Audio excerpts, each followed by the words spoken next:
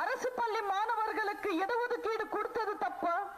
மழைநீர் சேமிப்பு திட்டம் தப்பா? கொரோனா காலத்துல நம்ம ஆட்சி தப்பா? பொங்கலுக்கு பணமும் பரிசும் கொடுத்தது தப்பா? ஊரடங்கு காலத்துல ஊக்கத்தொகை கொடுத்தது தப்பா?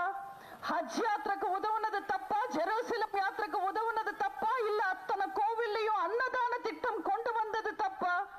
அத்தனை தரப்பு மக்களையும் சமமா பார்த்தது தப்பா?